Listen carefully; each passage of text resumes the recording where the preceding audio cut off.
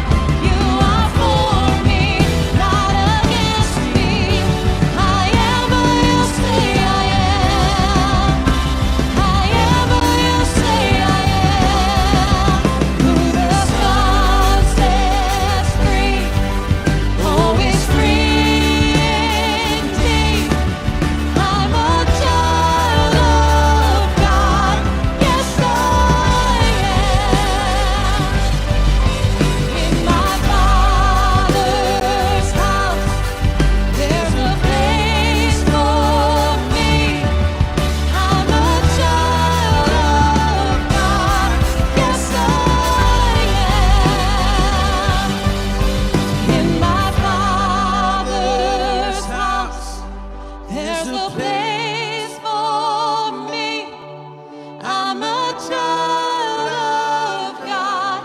Yes,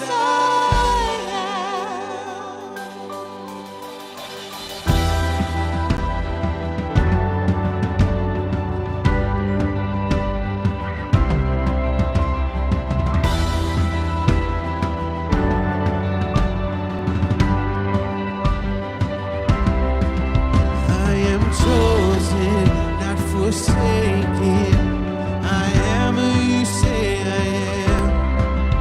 You are for me, not against me. I am who you say I am. I am chosen, not forsaken. I am who you say I am. You are for me, not against me. I am who you say I am. I am chosen, not forsaken. I am who you say I am. You are for me, not against me. I am who you say I am. I am who you say I am.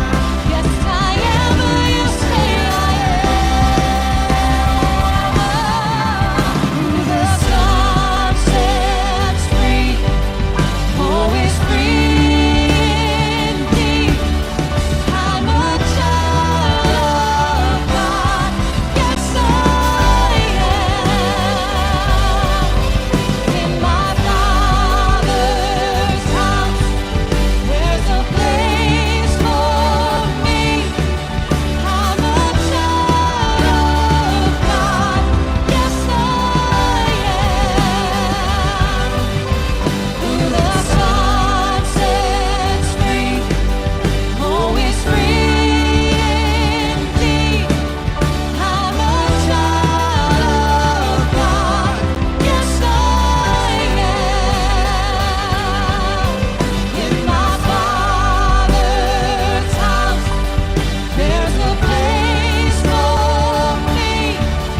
I'm a child of God. Yes, I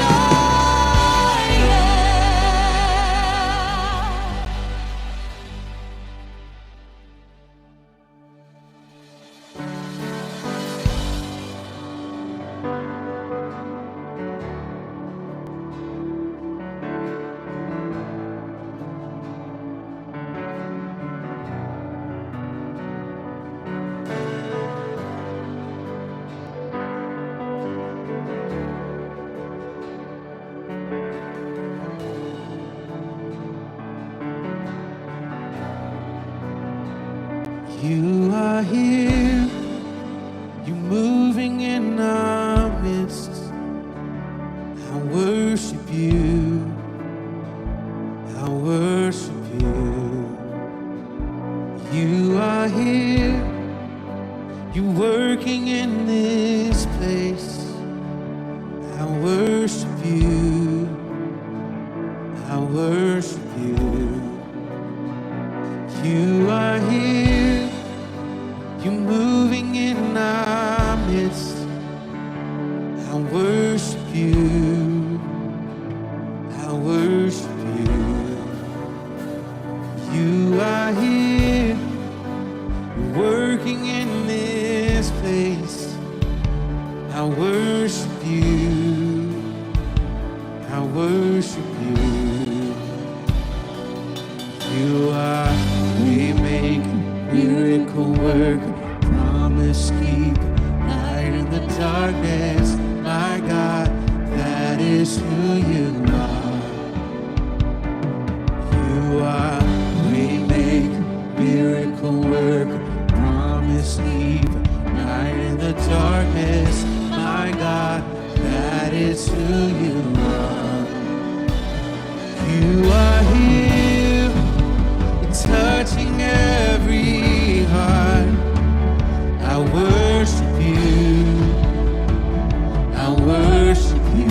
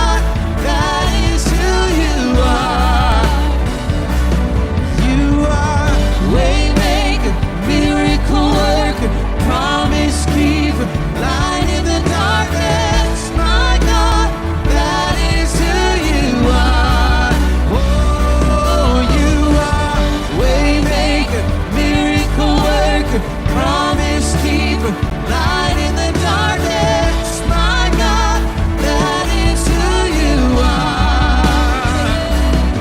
You are waymaker, miracle worker, promise keeper, light in the darkness, my God, that is who you are. That is who you are. That is who you are. Oh, that is who you are. That is who you are. That is who you are. That is who you are. That is who you are. That is who you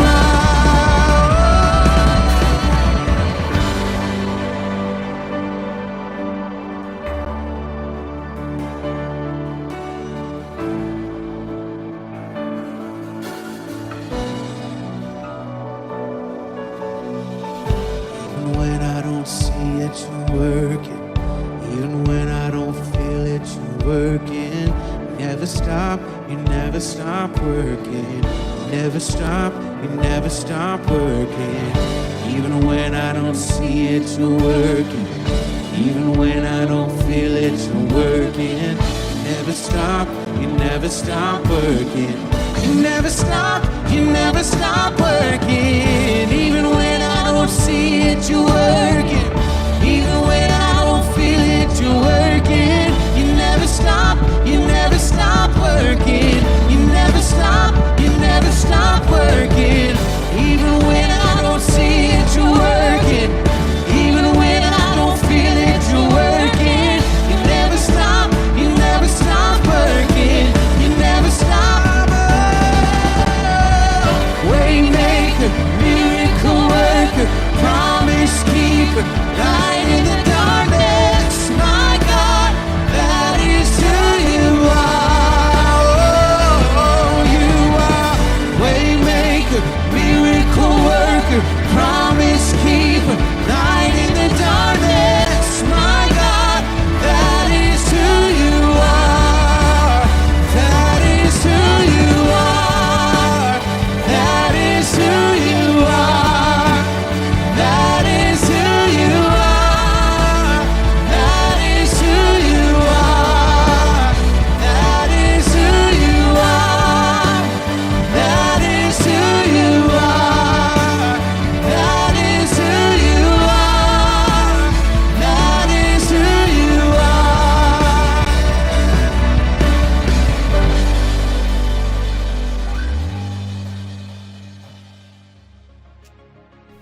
Well, hey, Grace Christian, if you're watching alone, with your family, or in your microsite, we're really glad that you joined us. Last week we made the big announcement that we'll be starting in-person services on March the 21st. So there's some light at the end of the tunnel.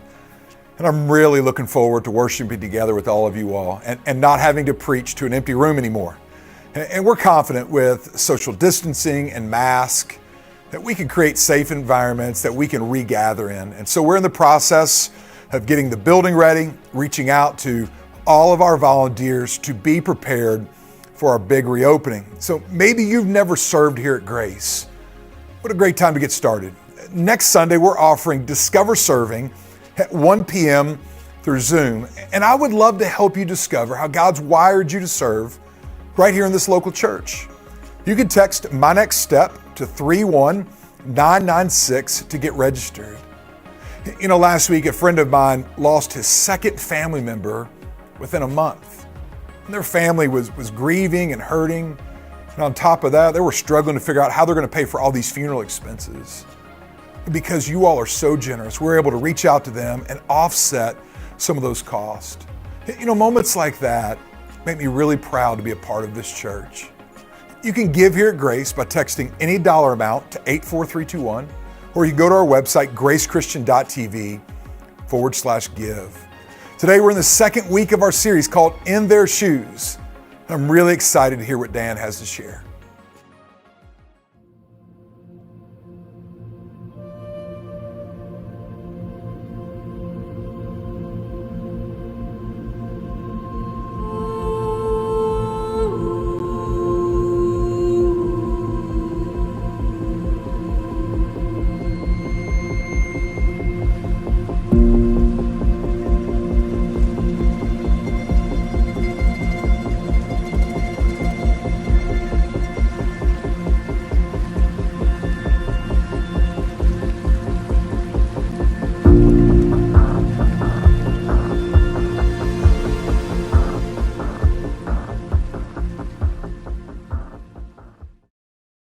something you might find interesting about me is that when it comes to like financial planning, like matters of personal business, financial management, things like that, I am what you might call a dum-dum. Like I'm not good at that stuff. Those kind of details and planning, and especially when it comes to finances and money and numbers, like I'm just not good at that kind of detail. I'm wildly impulsive. I'm always thinking about like adventure and future and vision and big picture stuff. My head is always in the clouds.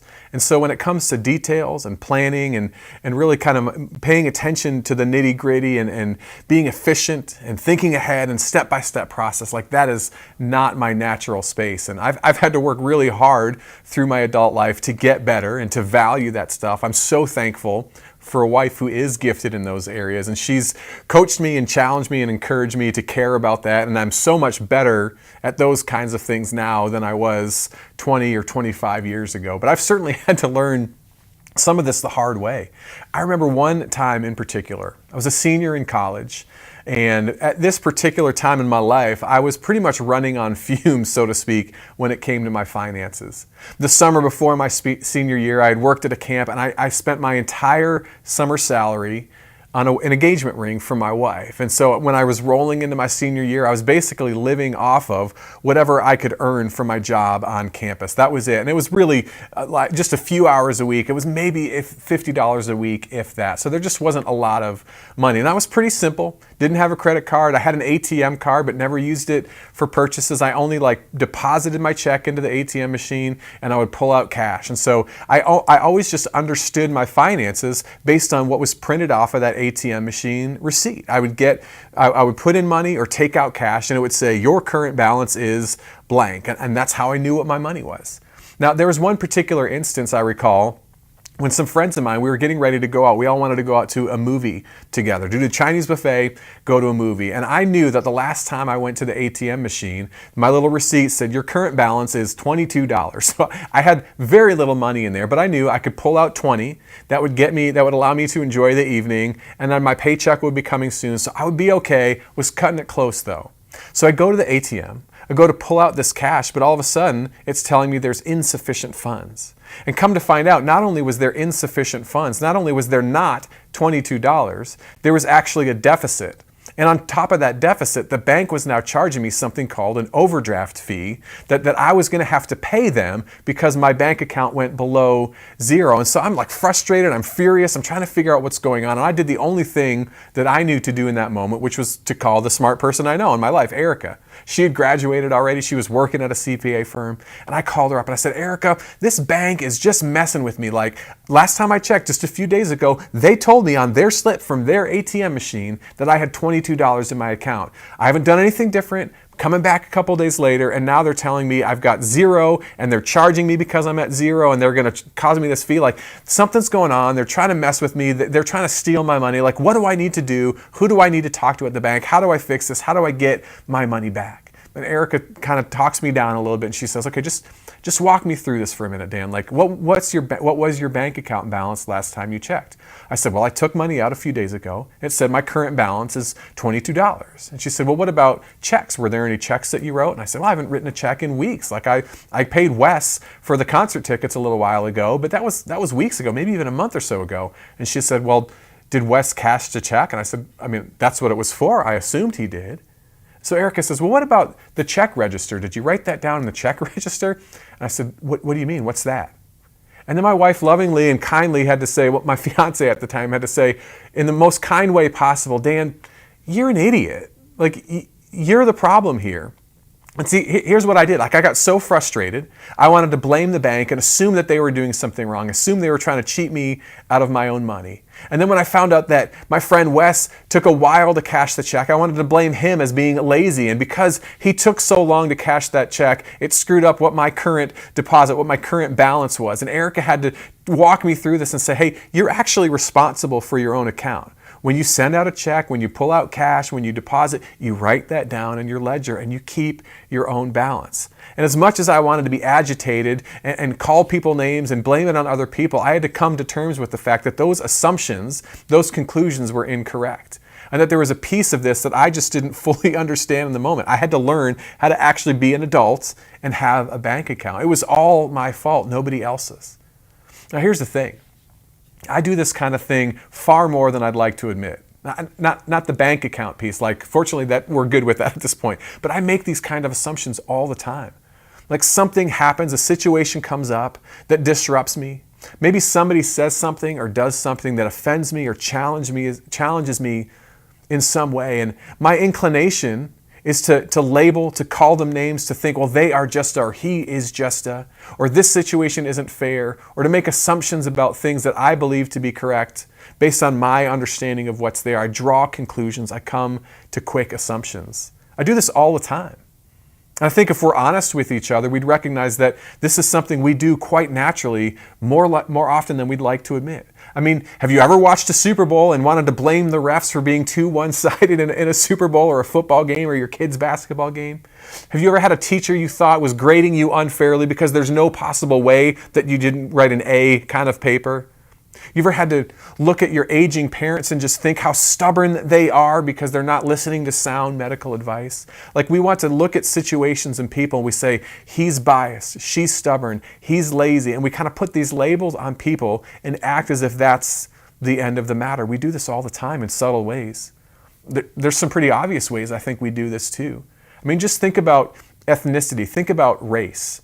I could list off any kind of ethnic background right now, and I guarantee you're going to have some kind of image, some kind of stereotype pop into your mind, some adjectives you might use to describe that group of people. If I said Asian Americans, you're probably going to have some stereotypes come up. If I say Latin Americans, you're probably going to have some stereotypes, some assumptions that you're making. If I say Black Americans or Southerners or Canadians, you're going to have these kinds of stereotypes come to mind. We all do that. Even more obvious, maybe one of the most blatant ways that we see this playing out in our country right now is just with labels we put on each other's in terms of politics. Like, I could sit on one side and say, hey, I'm a Democrat. And he over there, he's a Republican. And because what I know about Republicans is that they're bigoted and they're closed-minded and they're stupid. And so I'm not going to have to listen to anything that he has to say because he's just a Republican.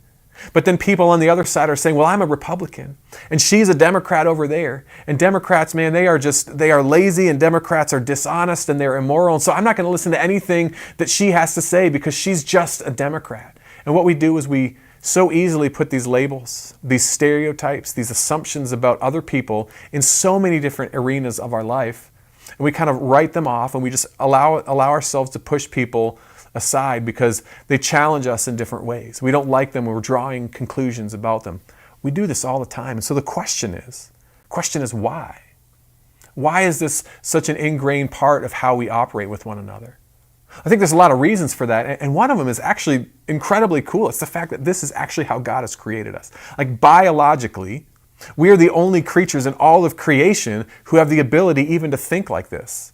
Like, if you think about how much information we are processing at any given moment, that every situation we are experiencing, there's so much stimulus around us. Our brains are constantly, in split seconds, without us even knowing, trying to make sense of the world around us. And they do this, our brains do this automatically by labeling and by putting things into categories based on what we know, based on what our experiences are. Our brain does this automatically. It's part of the miracle of how God created us. So if you're feeling any kind of tension, like, where is he going with this right now? Just first of all, just understand there's a grace to this. God has wired us this way. It's part of the miracle of what it means to be human. Another reason I think we do this is because part of that biological, natural part of this is self-preservation. If we tried to understand every complexity that's around us, we would drive ourselves crazy. Our brains and our bodies are constantly trying to conserve energy, trying to protect ourselves. And when we step into anything that's difficult, physically, mentally, emotionally, psychologically, it's going to challenge us. It's going to cause us to exert energy and effort towards that. And our bodies naturally fight against that. Our brains fight against that. So there's an element of protection and self-preservation as to why we do this naturally.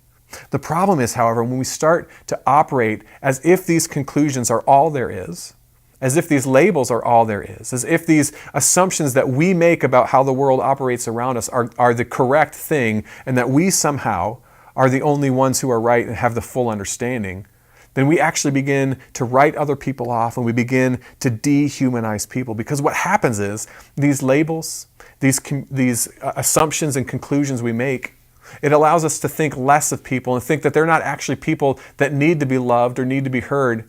People who fit under these labels and people who we've assumed things about, they just become a collection of all of our fears. They become a collection of all of our prejudices, all of our misassumptions, all of the biases that we might have. And we're lopping people into these conclusions or assumptions or labels and saying, well, because they are this, I just don't need to worry about it. He's just a blank. She is just blank. And we kind of write people off and we're able to push them away. And so the problem is when we live and operate out of a mindset where we're labeling other people, where we're living out of the conclusions as if we're the ones who have it all figured out, again, we push people away, we dehumanize them, and we don't have to face our own biases. We don't have to be challenged with our own sin and our own difficulty. We can continue to center ourselves, center our own emotions, center our own experiences, assume we're the hero or we're the victim, and people on the outside are the oppressors and the ones who are wrong.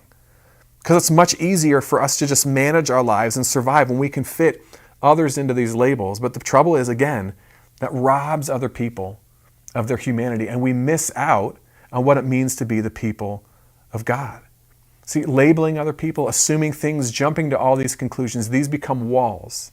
They become walls around us that actually prevent us from having to engage with another person. They become walls around us that prevent us from having to try to understand, from having to listen, and even from having to love somebody else. And I'm convinced that this is totally at odds with the kind of people that God desires us to be. We started this new series last week called In Their Shoes, and we looked at what it means. Andrew showed us how Jesus, how God put on flesh, and he dwelt among us. He walked in our shoes. That God in Christ experienced everything that it means to be human. He understood joy, he understood pain, suffering, grief, sorrow, loss, fear, everything. God experienced that in Christ. And because of that, the fullest measure of what it means not just for us to be human, but also the fullest measure of what it means for us to learn to be more like Christ is to do the same thing, to learn like Jesus did, to lay ourselves aside and to be able to connect with and understand and love and serve another person. And again, that runs counter to the way we are naturally wired to block things off and push other people away. It runs countercultural, even counter to our own intuition sometimes. You know, I used to be an English teacher. I taught English for 10 years up in a public school in Michigan, and I was teaching high school students how to write. And one of the things that I would always tell as you're learning to write, whether it's a story or you're writing an essay, you always have to come to some kind of conclusion. You've got to wrap things up, and you've got to come to the end and make your final point. And when we jump to conclusions, the problem is we've already decided in our own head that this is the end of the matter. We've drawn the line. We've assumed based on our limited information, we jump to a conclusion and say the matter is ended. This is how it is. And what happens in our head if we operate at the faulty conclusions as if that is the end of the matter, we start to lose any interest in the story that came before it. We start to lose any interest in the detail or the nuance or the gray area or all of the things that came before that because we've already decided what the end is. And I'm convinced that that is not at all how Jesus operates. You know, there's one experience that we read in a couple of the Gospels. That we read it both in Mark and in Luke, and both Gospel writers tell it almost identically.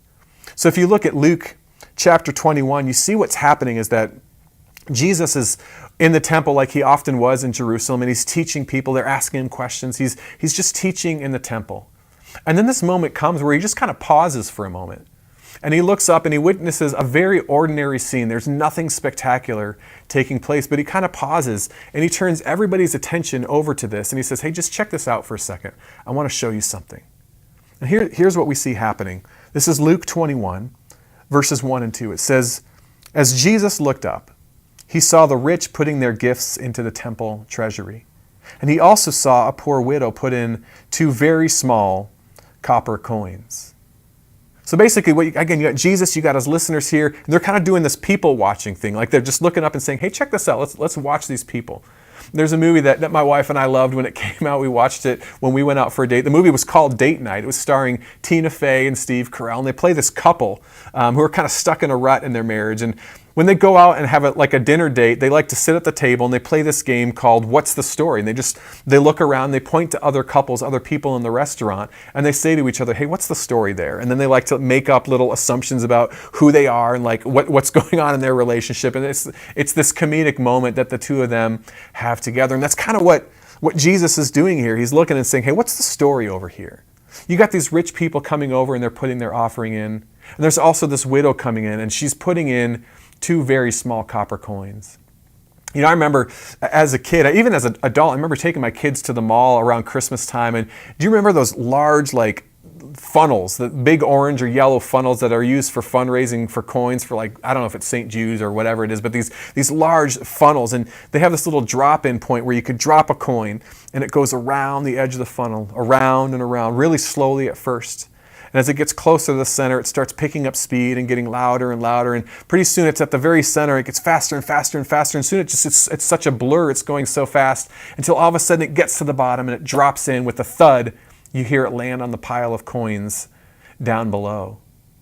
Well, the way the temple was set up for the offering outside the temple treasury, there were 13 different stations, 13 boxes. They were wooden boxes. And on top of the wooden box was this bronze, almost like a trumpet, like horn, a funnel. And people would come and put their offerings in there. And so as Jesus and his listeners are sitting here, it's very commonplace. They're watching people come give their offering. And I just have to imagine, the most common coin that we hear about that would have been associated with people paying their temple tax was called a denarius. It was a silver coin. It was equal to about a day's wage. Right? And so people were coming, and you would be so accustomed to hearing the sound of a denarius hitting the bronze funnel and dropping into the wooden box, hitting the bronze funnel. It would be a sound repeated over and over and over again. And so people are looking up, and Jesus saying, hey, what's the story? All these rich people come, and they're dropping in the denarius. We're making assumptions. We assume God's been good to them. God's blessed them. They're righteous because they've got health and they've got wealth. They're being obedient. Here's what I'm assuming about those people. They're dropping the coin in. They're dropping the coin in. And all of a sudden, this woman comes up, and we hear something completely different. We hear the little tink, tink. Very distinct sound, very different from the denarius. And this woman, it's obvious that she's dropped in something different. 2 small coins, 2 small copper coins. They were called a mite. And a mite was this small copper coin, and it was worth about 1/64th of a denarius, 1/64th of a day's wage.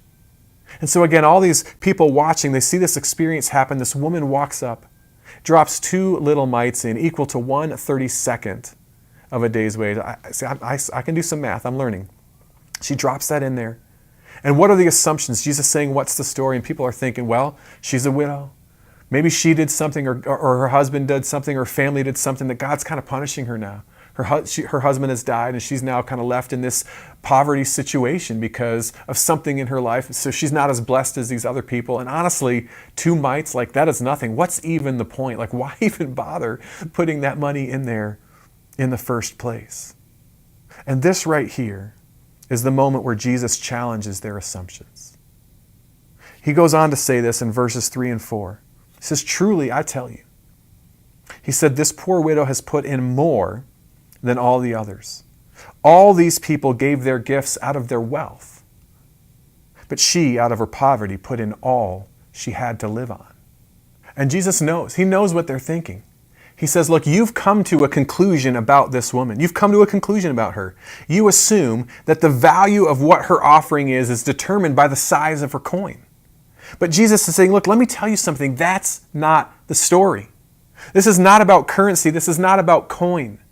The value of what this woman brings, the value of what any of us bring is in the heart. He said all those others, they had wealth, they had money, and they brought out of that. And look, Jesus isn't condemning them. He's not judging or criticizing the rich people for bringing what they brought. He's just saying, look, you have misread the situation when it comes to the woman. You view her as this widow, you view her as poor, you view her gift as insignificant. And Jesus is saying, look, I'm challenging your assumptions. He's wanting to tear down the labels. What they saw as poor, as poverty, Jesus saw as true wealth and as true generosity. Jesus knew what she was giving up, even to offer 1 mite, 1/64th of a day's wage. Now listen, if we're to pay attention to the life and ministry of Jesus, I think we would see him do this over and over again. Time and time again, we see Jesus speaking to a Samaritan woman, an outcast woman at the well. We see Jesus eating dinner with this hated class of people in the Jewish society called tax collectors. We see Jesus sharing a meal with prostitutes. We see him allowing a prostitute even to wipe her tears on his feet with his hair. Like over and over again, time and time again, Jesus challenges us to change the way that we think about other people. What others saw as scandal, Jesus saw as significance. What other people saw as feeble, Jesus saw as faith. Like he had a way of pushing past the barriers that we tend to erect in our own minds. He had a way of pushing past the walls and the labels that we make sense of people around us so that we can stay in our own lanes. And Jesus, over and over again, pushed past those things. He would consistently show us what it looks like not to rush to conclusions, but instead to listen and to look and to value the entire story of a human life. This, I believe, is what it means for us to have empathy, to walk in somebody else's shoes. What Jesus is showing us is that the easiest thing is to look at another person and condemn them. The easiest thing is to look at a person or a mistake or a situation and condemn. The harder thing is to look at a person and understand. You know, if this is the empathy, if this is the kind of people that we're called to be, how do we get there? And there's certainly a sense in which, with time, with age, with experience, as we have experienced more, we're going to understand more and more what it's like to have similar shared experiences as others. But I actually think there's also things that we can do in our lives and in our minds and our hearts right now to begin to cultivate that kind of empathy, to start to become the kind of person that Jesus models for us. And so how do we do this? How do we start to become empathetic people to those around us? Well, the first thing is this. I think we can start to learn to assume the best intentions in other people. You know, you and I, we always tend to judge other people based on their actions, but we want other people to judge us based on our intentions. Right? Like, have you ever been cut off in traffic? You're driving down the road and all of a sudden somebody swerves right in front of you.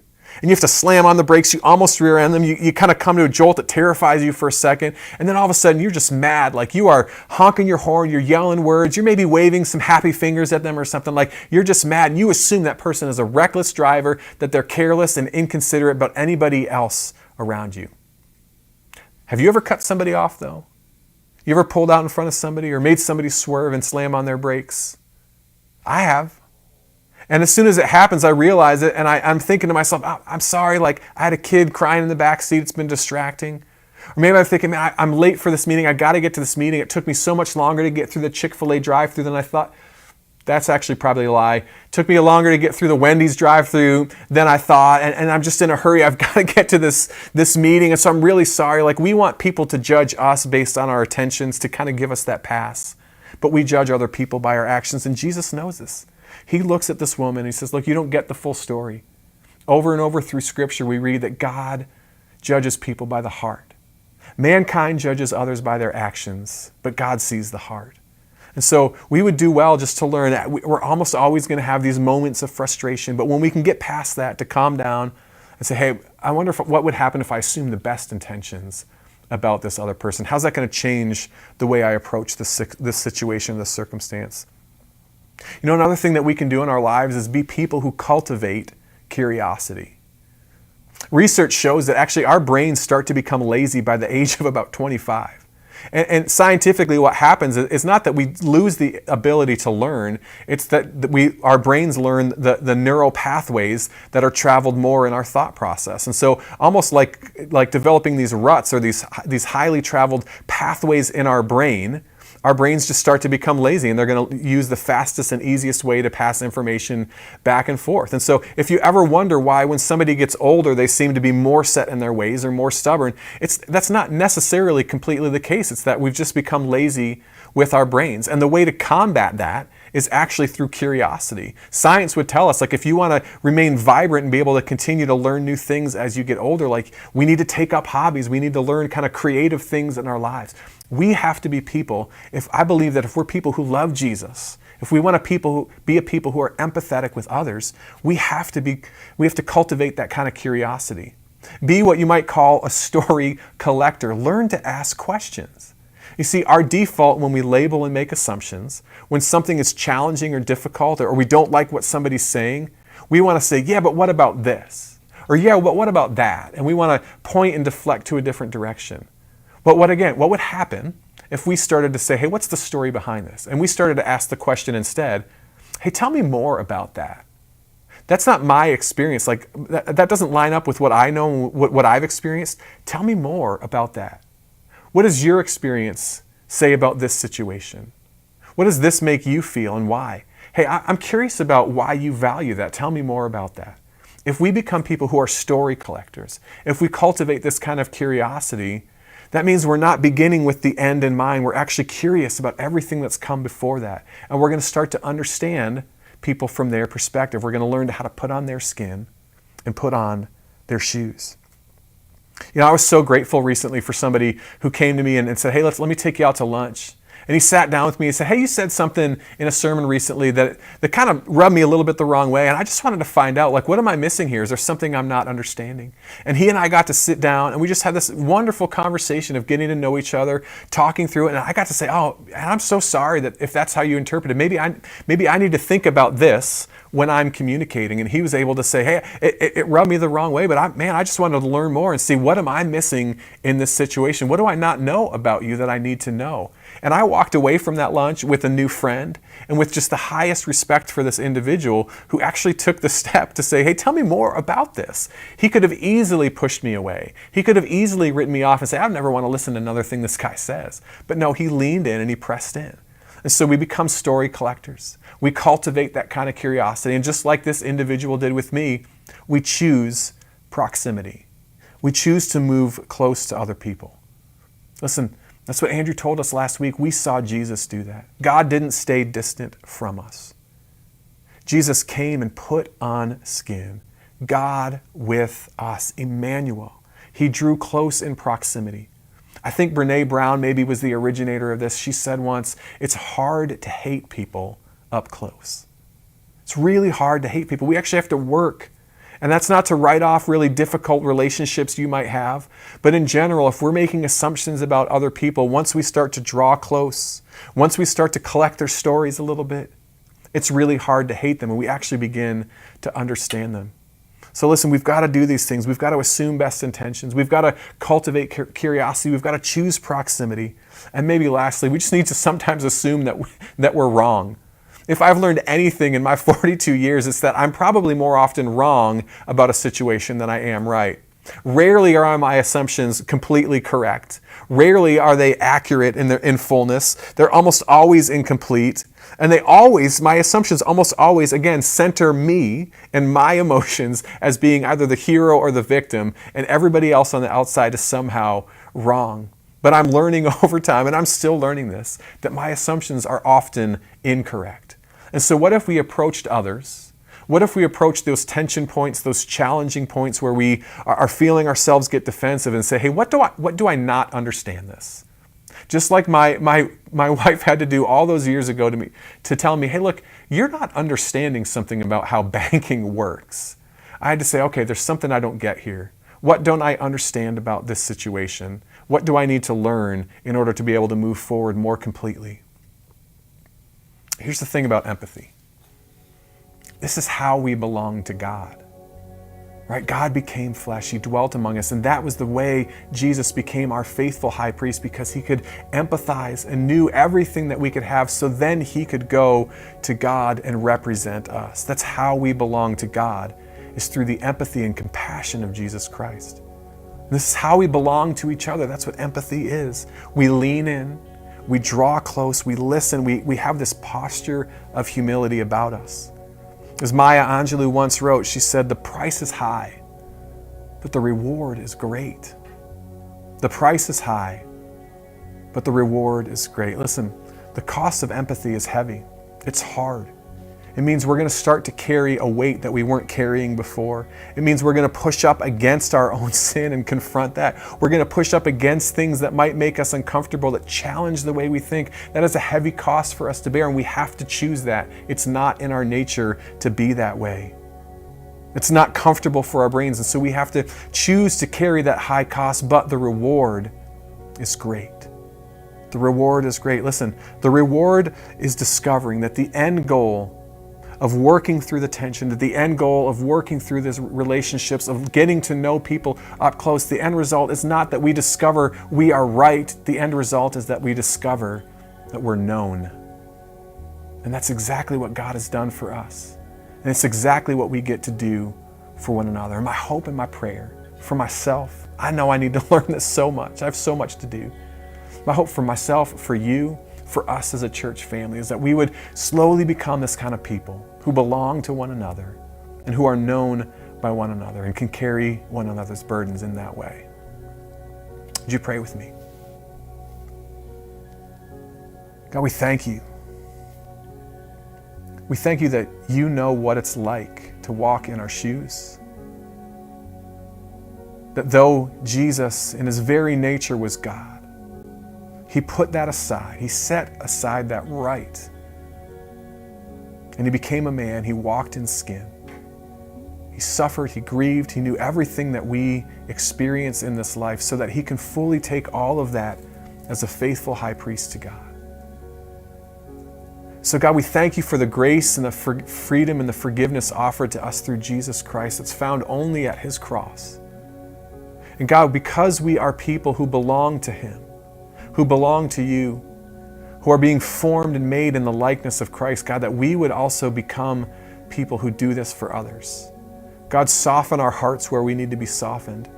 If there are areas in our lives right now where we know we have erected labels, where we know we have jumped to conclusions or made assumptions that are excluding people, that are dehumanizing people around us, where we're not willing to consider to stop and listen, God, would you help us become people of humility, who are willing to listen to the story just for the sake of knowing somebody else and being known. God, because that's what you have done for us. So we thank you, and we ask you to continue to move us and draw us closer to you, to be more and more like you. It's in your name that we pray these things. Amen. Man, what a great message. I love that reminder that we're called to be like Christ in that way, and being empathetic. And one of the things that Dan said that I loved is just assume that you're wrong. You know, it makes us more naturally curious. And if I've learned anything in life, I'm wrong quite often. And I hope you took that challenge today, that you're willing to walk in other people's shoes. What I found is that everybody has a story. It's pretty easy to stand at a distance and just make assumptions and put labels on people. But if we're going to be Christ-like, we really have to own that. And so maybe there's a next step that you need to take in that. Maybe there's someone in your life that you need to give another chance to, or spend a little bit more time being curious with. Whatever your next spiritual step is, I want to challenge you to take that. You know, we just believe everybody has another spiritual step, or maybe it's the very first spiritual step of inviting Christ to be the leader of your life or to get baptized, whatever that is. And as a staff, we would love to help you take that next step. Yeah, actually today and next Sunday, we have people who are getting baptized. They reached out to us and they said, hey, this is my next step and I want to do it as soon as possible. And we were here to just make that happen. So if you know that you need to take a next step, you can text the words, my next step, to 31996. You know, here at Grace, we just believe that we become more like who Jesus has created us to be when we're taking next steps. And there's a next step for all of us to take. So text my next step, 31996. Look through the options, and even if none of those feel like they fit you, there's an option on there to just click other or talk to a pastor, and we would love to connect with you. Yeah, now's our time with our families or on our microsites to discuss what we heard today. And so really challenge you to take this time, talk through the questions that are going to be on the screen, and I know it's going to be a meaningful time for you all.